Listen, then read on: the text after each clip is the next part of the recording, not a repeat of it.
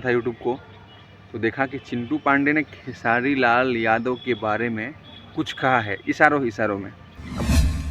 दोस्तों, भोजपुरी में एक विवाद ख़त्म होता नहीं कि एक विवाद चालू हो जाता है।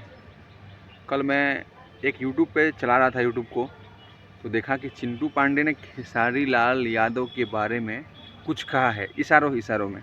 अब भोजपुरी में अक्सर जो स्टार हैं वो इशारों इशारों में ही बोलते हैं, क्योंकि उनको पता है कि एक ना एक दिन ये एक साथ आ सकते हैं। तो जनता को गुमराह करने का काम होता है। अपने गाने पे व्यूज लाने का एक तरीका है कि इशारों इशारों में कर दो और पब्लिक आपस में लड़ जाए, हम लोग को व्यूज़ मिल जाए। और बाकी जो यूट्यूबर हैं वो थोड़ा तेल मसाला काम करते ही करते हैं, वो कर देंगे। अब भोजपुरी बहुत लोग कहते हैं कि बर्बाद हो रहा है, बहुत लोग कह रहे हैं कि अच्छा दिशा में जा रहे हैं। खेसारी लाल यादव या पवन सिंह भोजपुरी को आगे बढ़ा रहे हैं।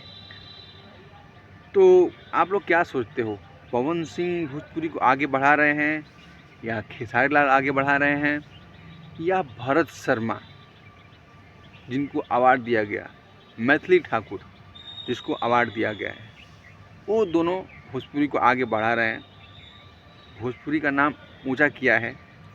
आप लोग ही जनता हो, हम तो कुछ नहीं बोल पाएंगे, लेकिन आप लोग जनता हो, कमेंट बॉक्स में बता सकते हो कि भोजपुरी का नाम ऊंचा कौन कर रहा है। धन्यवाद, नमस्कार। आप देख रहे थे नई बस्ती ब्लॉग। मैं आप सबका भाई अर्जुन। तो जय भोजपुरी रहेगा, जय बिहार रहेगा।